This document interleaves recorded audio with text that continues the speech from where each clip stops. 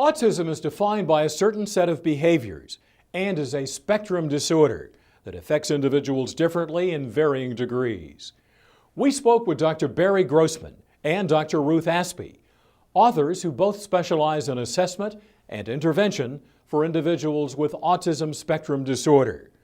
We asked Dr. Grossman to tell us the name of their book and why they wrote it. The name of the book is The Ziggurat Model. It was written by Dr. Aspy and myself. We wrote it because Dr. Aspy and I were working in the schools, and we saw this great need for improved programming for students on the spectrum. And so we really set out to do when we developed this model was to give people the tools that they need, really a roadmap to design a comprehensive program for individuals on the spectrum. And the Ziggurat, it's a funny sounding name, but really what it is, it's like a pyramid, but it's a terraced pyramid, the sides like a little stair step.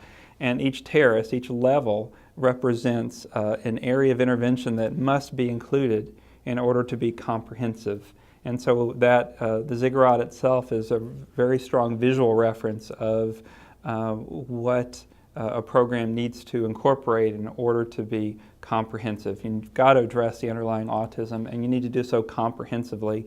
Otherwise, the programs tend to fall apart and nobody benefits. The two main principles under the Ziggurat model are make sure that you are able to see the underlying autism, and the second is make sure that you address the range of needs. Don't just address the social differences, don't just address the give them visual supports, but make sure that you address sensory challenges, you provide good reinforcement, you provide structure, make sure that you, we call it task demands, make sure that you give them the modifications that they need, and make sure that you teach skills that are going to make a difference in their future. One of the reasons that people who have autism aren't reaching their full potential is they're not being identified. And certainly they're not being identified early enough. It's possible to identify people with autism by the age of 2 or 3, but people with high functioning autism are often not identified until the age of 11, and girls with autism, sometimes not at all. We meet people in our practice who are 17, 18, sometimes 40, who have lived all their lives with autism and no one has identified it. How important is it for autism to be diagnosed early in a child's life? The American Academy of Pediatrics has made it very clear, it's been over the past several years, an emphasis for pediatricians to, in every well child visit, to check for some red flags. It's critical at very early on in the first 2-3 years of life for people who are working with children to be aware of what those red flags are.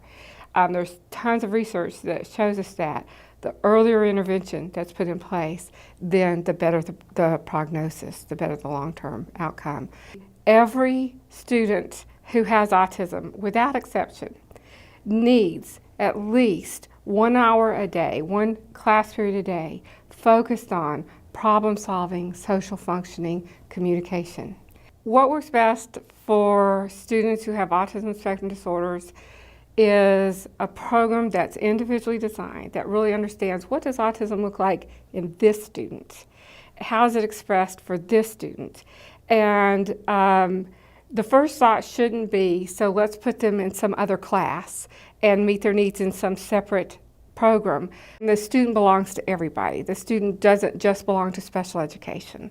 The person in the cafeteria needs to know how to address a student with autism, how to meet their needs. The school administrator needs to know what are the needs of kids with autism and what supports do staff members need who are working with these kids with autism, and what are the differences we're likely to expect. We asked Dr. Barry Grossman, what are some key points to good education planning for individuals with ASD? The first key is really being able to view the student through the lens of autism spectrum disorder, understand what those needs are, and what we want to do is to match the interventions, of course, to address those needs, but we need to ensure that our program is comprehensive. So that's the first key, is really understanding the underlying autism. The second key is making sure that your program is comprehensive enough. It's a thoughtful approach to design a program. We don't just throw a program together, and it's a very complex disorder, and so we have to ensure that we develop a program that's comprehensive enough to address these very complex needs. And last, of course, is implementation. So you may have this great program, but we need to make sure that the people who are implementing it understand the needs and the strengths of the individual, and they build on those, and that they successfully implement that program. What type of school program works well for children with ASD and their underlying needs? It really involves a systems change here, because what we see is there can be an overemphasis on things like reading, writing, and math. These are very important things for all people to know, but for someone on the spectrum, the skills that are going to help them to be more successful throughout life, we're talking about social skills and communication skills and so on, emotion regulation. These are key skills, and so we need to ensure that our programming is addressing the key underlying needs. So, for example, communication differences, social differences. Sometimes people focus on behaviors, but they fail to address what underlies those behaviors, the source of those behaviors, the fact that there may be some differences in how they understand and perceive their social world, the perspective taking, and for individuals on the spectrum, they may be very poor in understanding the social world and taking perspective, and they don't understand the things that we learn just through osmosis. We learn through being in this world. They have to be explicitly taught, and so their behaviors are a little off because we failed to address the disability. And so we have to ensure that the program we develop for someone on the spectrum actually addresses the symptoms associated and the differences associated with ASD. Education is key, but also making sure that we're really targeting the kinds of skills that are going to really make a difference in this person's life. It involves a team approach, and the team can be anyone, everyone who is involved in the life of this person on the spectrum.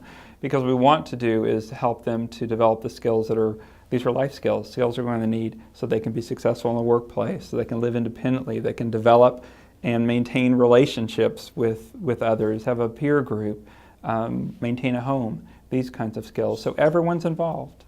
And I hope in 5 years or 7 years that more employers are understanding the kinds of things that they need to do and the gifts that these individuals can offer them in their workplace setting is amazing. These are wonderful people who have wonderful skills to offer, but we have to make sure that we're making that environment conducive to and hospitable to them.